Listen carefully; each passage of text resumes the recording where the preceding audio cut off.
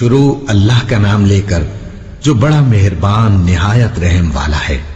یہ باتیں ساری پہلے ہو چکی ہیں، میں دہرا رہا ہوں کہ یہ بہت اہم مضمون ہے اور اس میں تباہی آئی ہوئی ہے، اور شریعت نے جتنے رشتے بتائے ہیں ان تمام رشتوں میں سب سے بڑا رشتہ خامند اور بیوی ہے۔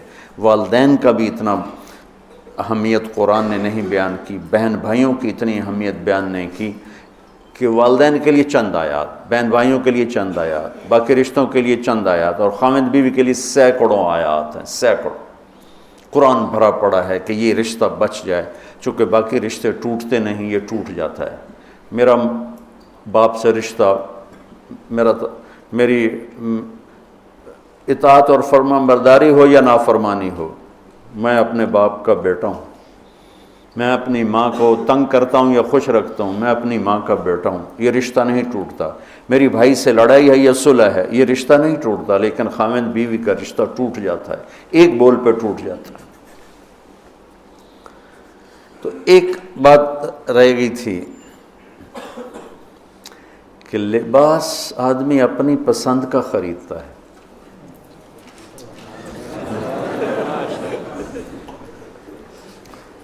جب چھوٹا بچہ ہوتا ہے پھر تو ماں باپ پہناتے ہیں، جب وہ ہوش میں آ جاتا ہے تو وہ لباس اپنی پسند کا لیتا ہے، ماں کی پسند کا نہیں لیتا، باپ کی پسند کا نہیں لیتا ہے۔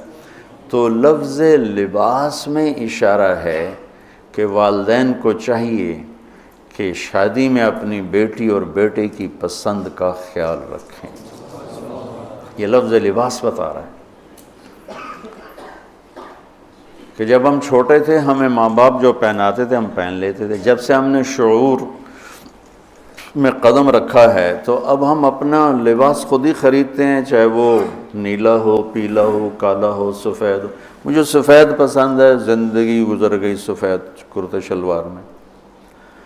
تو لباس میں اس بات کی طرف اشارہ ہے کہ لڑکے لڑکی کی پسند اور ناپسند کو دیکھا جائے۔ ہمارے معاشرے میں بیٹیوں سے تو پوچھتا ہی کوئی نہیں، اور بیٹوں پر بھی مسلط کرتے ہیں، ایتھے ہی کرنی ہے، بس ہمارا فیصلہ ہے۔ والدین سے کہتا ہوں اللہ کے واسطے، یہ اللہ نے شریعت نے حق رکھا ہے بچے کا، میں نے قبول کیا، لڑکا کہتا ہے، باپ تو نہیں کہتا ہے۔ تو جس نے کہنا ہے میں نے قبول کیا تو وہ قبول تو کرے۔ ایک صحابی نے آ کے عرض کی یا رسول اللہ میں نے وہ نکاح کا پیغام دیا ہے، تو آپ نے فرمایا تو نے وہ لڑکی کو دیکھا ہے؟ کہا جی نہیں۔ آپ نے کہا دیکھ لو، کہ تم نے زندگی گزارنی ہے، دیکھ لو۔ اتنی گنجائش رکھی ہے کہ لڑکا لڑکی بیٹھیں، آپس میں بیٹھیں، ایک دوسرے کو دیکھ لیں، بات چیت کر لیں، تو انہوں نے زندگی گزارنی ہے۔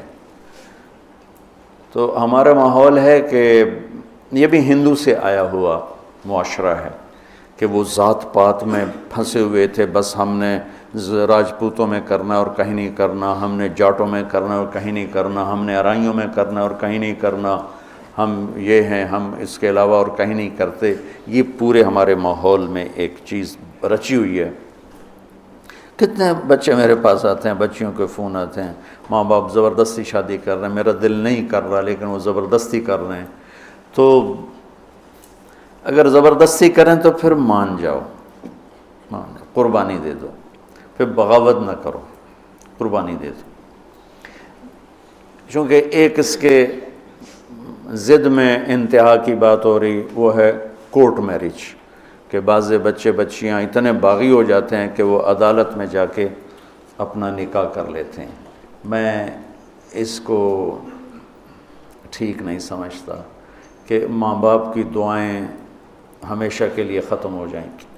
ماں باپ زیادتی کرنے پر آ گئے ہیں، مان جاؤ اور اللہ سے مانگو، اللہ پاک اس میں آپ کے لیے بہتری کی شکلیں بتائے گا۔ اس کیمرے کے ذریعے سے لوگ جو سن رہے ہیں، سارا ملک تو نہیں سن رہا ہے لیکن جو سن رہے ہیں، یہ شادی بچے کا معاملہ ہے، بچی کا معاملہ، اللہ کے واسطے پوچھا کرو، پوچھے بغیر کرنا زیادتی ہے۔ میرے نبی کی حدیث سناتا ہوں، ما تزوجت وما زوجت الا بوحی من السماء نزل به جبریل، میں نے شادی کی یا بیٹی کی شادی کی، پہلے آسمان سے وحی آئی، جبریل آئے، پیغام لائے، حکم لائے، پھر میں نے یہ کام کیا۔ ٹھیک۔ حضرت علی رضی اللہ تعالیٰ عنہ پیغام لے کر آئے ہیں۔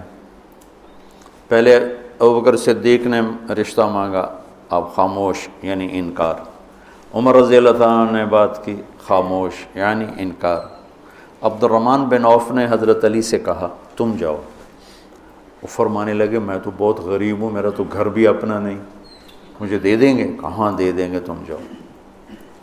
تو حضرت علی تشریف لائے، را کے بیٹھے تو شرم کی وجہ سے بولا ہی نہ گیا۔ تو آپ نے فرمایا علی کیسے آئے؟ وہ چپ۔ اب آپ کو تو پتہ تھا علی کیسے آئے، آپ تو اندر دیکھ رہے ہیں۔ تو آپ نے فرمایا لگتا ہے تم فاطمہ کے رشتے کے لیے آئے ہوگے؟ کہا جی ہاں۔ تو آپ نے کہا انشاءاللہ، اور یہ کہہ کر اٹھ گئے۔ تو حضرت علی باہر تشریف لے کے، صحابہ کھڑے ہوئے تھے انتظار میں، کیا ہوا؟ تو فرمایا انکار ہو گیا۔ کہنے لگے کیسے؟ کہا کچھ بولے ہی نہیں۔ تو عبد الرحمن بن عوف کہنے لگے کچھ تو بولے ہوں گے؟ کہا بس انشاءاللہ کہا تھا۔ کہا تو پھر بس مبارک ہو گیا کام۔ تو حضرت علی نے پوچھا وہ کیسے؟ کہا اس لیے کہ نبی کا انشاءاللہ ہاں ہوتا ہے، لہذا تیرا کام ہو گیا۔ اچھا اب بچوں، میرے بچوں سنو، جبریل آ چکے ہیں کہ اللہ فرما رہے ہیں کہ یہ رشتہ یوں ہونا ہے، وہیں ہاں کر دیتے۔ اللہ کے امر کے بعد تو کوئی گنجائش ہی نہیں، وہیں ہاں کر دیتے۔ یہ ہاں کیوں نہیں کی؟ گھر گئے، بیٹی فاطمہ علی کا رشتہ آیا ہے، ہاں کر دوں۔ سبحان اللہ، سبحان اللہ، کمال ہو گیا۔ فاطمہ کا رشتہ آیا ہے، علی کا رشتہ آیا ہے، ہاں کر دوں۔ آپ کا کیا خیال ہے حضرت فاطمہ نے انکار کرنا تھا؟ جنت کی سردار، نبی کے جگر کا ٹکڑا، وہ انکار کرتے ہیں؟ یہ تو آج کی بچے ہماری بیچاری چپ کر کے بیٹھ جاتی ہے، اچھا جی میں تھوڑی مرضی۔ اور وہاں ہمیں تو پتہ نہیں کہ وہی کیا ہے، یہاں تو وہی آ چکی ہے کہ علی اور فاطمہ کی جوڑی آسمان پہ طے ہو چکی ہے۔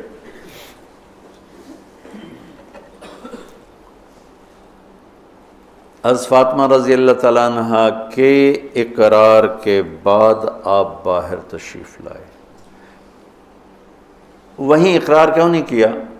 ہمیں سبق دینا تھا کہ آسمان سے وحی بھی آئی ہو تو بھی بیٹی سے پوچھو۔ سبحان اللہ، سبحان اللہ، سبحان اللہ۔ آپ نے کہا علی بلاؤ لوگوں کو، تو وہ اس وقت مسجد بھر گئی ساری۔ تو آپ نے سامنے بٹھایا اور خود ممبر پہ کھڑے ہوئے اور فرمایا کہ لوگوں میرے پاس جبریل یہ پیغام لے کر آئے ہیں کہ میں اپنی بیٹی فاطمہ کا نکاح علی کے ساتھ کر دوں۔ پھر آپ نے خطبہ پڑھ کے فرمایا کہ علی میں نے 400 درہم کے عوض فاطمہ بنت محمد کو تیرے نکاح میں دیا، تو نے قبول کیا؟ تو انہوں نے کہا قبول، تو میں نے قبول کیا، اور سجدے میں چلے گئے اور زور سے دعا مانگی، رب اوزعنی ان اشکر نعمتک التی انعمت علی وعلی والدی وان اعمل صالحا ترضاہ واصلح لی فی ذریتی انی تبت الیک وانی من المسلمین۔ یہ دعا مانگی اور اللہ کے نبی نے کہا آمین۔ آپ نے زور سے اوپر سے کہا آمین۔ پھر آپ نے سارے شرکائے نکاح کو شہد کا شربت پلایا اور کھجور کھلائی، شہد کا شربت اور کھجور کھلائی۔ تو آسمانی وحی کے بعد بھی باپ پوچھ رہے ہیں کہاں کر دوں؟ تو ہمارے پاس تو وحی نہیں ہے، اور ایک بچی نے زندگی گزارنی، ایک بچے نے زندگی گزارنی، اور ماں باپ ان کی وہ رائے کے خلاف اولاد بولے تو وہ کہتے ہیں یہ گستاخ ہو گئے ہیں، یہ نافرمان ہو گئے ہیں۔ وہ پھر وہ ان کو وہ جذباتی طور پر ان پر پریشر ڈالتے ہیں، ہم نے تمہیں بچپن میں پالا، ہم نے، ماں کہتی میں تینوں دودھ پیوایا، میں تیرے پوتڑے دھوتے، آج تو میرے اگو بلینا ہے۔ وہ اماں جی میں زندگی گزارنی ہے، تسی گزار بیٹھے ہو، میں گزارنی ہے۔ ہمارے دینی حلقے ہوں یا دنیاوی حلقے ہوں، نہ کوئی بچے سے پوچھتا ہے کہ بیٹا یہاں آپ کا کر دیں، آپ کا کیا رائے ہے، نہ کوئی بچی سے پوچھتا ہے کہ بیٹی یہ رشتہ آیا ہم ہاں کر دیں، بلکہ بچیوں سے چھپا کے رشتے کیے جاتے ہیں کہ وہ بچی کو پتہ ہی نہیں ہوتا۔ ہمارے پرانے تعلق والے ذمہ دار گھرانے کی بچی کہا جی مولانا صاحب چلو ماں باپ جہاں کر دیں ٹھیک ہے، ہمارا سر جھکا ہوا ہے، اتنا تو دیکھ لیتے انسان کا بچہ ہوتا ہے۔ ایک شرابی کے ساتھ میری شادی کر دی، عمر گزر گئی میری روتے روتے، فیملی میں ہی کرنا تھا تو کوئی اور شریف بچہ دیکھ لیتے، مجھے صرف فون پہ کہا گیا کہ باسی تیری منگنی کر دیتی ہے تو فلانی تاریخ نو تیری شادی، اور وہ شرابی تھا میرا، آج تک وہ شراب پیتا۔ یہ وہ دکھتے ہوئے مسائل ہیں جن کو ہم دین کی روشنی میں دیکھتے ہی نہیں ہیں، اپنے رواج کی روشنی میں دیکھتے ہیں۔ ہمارا رواج کیا ہے، ہمارا دستور کیا ہے، اس پر ہم چلتے ہیں۔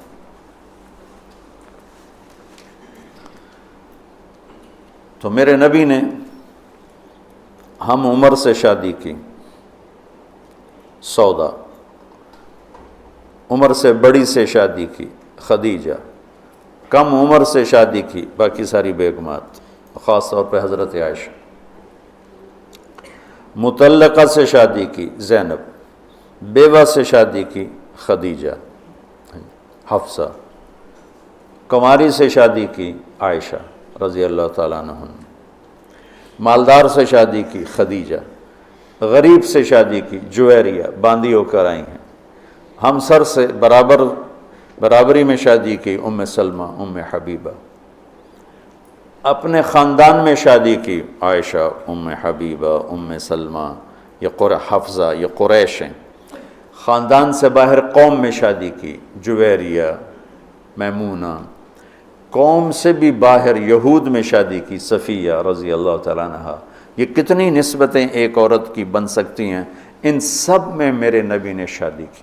اور آپ حیران ہوں گے، اپنی 3 بیٹیاں بنو امیہ کو دیں جن کے ساتھ جانی دشمنی، ابو العاص کو حضرت زینب، ابو العاص بن ربیع بن امیہ بن حرب، اور عثمان بن عفان بنو امیہ، تو پہلے حضرت رقیہ کا کیا، پھر ام کلثوم کا کیا، اور علی اپنے گھر کے تھے، خاندان کے تھے، تو ایک فاطمہ کا رشتہ ان کے ساتھ کیا۔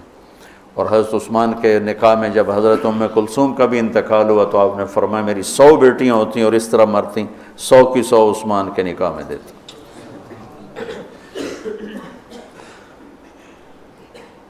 یہ معاشرت کے احکام کو اللہ روزے کے درمیان لے کر آئے، اوپر بھی روزہ ہے، نیچے بھی روزہ ہے، اور اس کے بیچ میں اللہ تبارک و تعالی ہمیں یہ دکھا رہا ہے کہ معاشرت عبادات کی طرح ہے، عبادت کی طرح ہے۔ معاشرت خوبصورت نہیں ہوگی تو ہمارا دین خوبصورت نہیں ہوگا۔ میں بیوی کو عزت نہیں دوں گا، دیکھو طنز کا بول ایسا جیسے کپڑے پھاڑ دینا، بے عزت کرنے کا بول ایسا جیسے کپڑے پھاڑ دینا۔ اور میں کتنا ہی پاگل ہو جاؤں غصے میں اپنا کرتا خود نہیں پھاڑتا ہوں، میں کسی کا کرتا تو پھاڑوں گا، اپنا نہیں پھاڑوں گا۔ تو میری بیوی میرا لباس ہے، مجھے غصہ چڑھا ہوا ہے، مجھے گلہ آیا ہوا ہے، تو میں لباس پہ ہاتھ نہیں ڈالوں گا۔ یہ میں کیا کہہ رہا ہوں کہ میں بیوی کی دل شکنی نہیں کروں گا، بیوی خامند کی دل شکنی نہیں کرے گی، برداشت کریں گے، تب جا کر یہ رشتہ خوبصورت ہوگا۔ دنیا میں کسی بھی رشتے کو باقی رکھنے کے لیے برداشت کے سوا کوئی قانون نہیں، اور اس رشتے کے لیے برداشت سب سے زیادہ ہے کہ برابری کا رشتہ ہے، کبھی خامند گرم کبھی بیوی گرم، پھر دونوں ہی گرم تو پھر آگ بھڑکے گی اور بڑھتی چلی جائے گی۔ ایک بچہ مجھے آ کے ملا ملتان سے، ٹاپ کیا اس نے پورے پنجاب میں ایف ایس سی میں، تو کہا جی میں 2 دفعہ خودکشی کی کوشش کر چکا ہوں۔ میں نے کہا تم اتنے پڑھنے لکھنے والے بچے تم کیوں خودکشی؟ کہا جی میرے ماں باپ دونوں آپس میں اتنا لڑتے ہیں کہ ان کی لڑائی سے بددل ہو کر میں نے 2 دفعہ خودکشی کی کوشش کی۔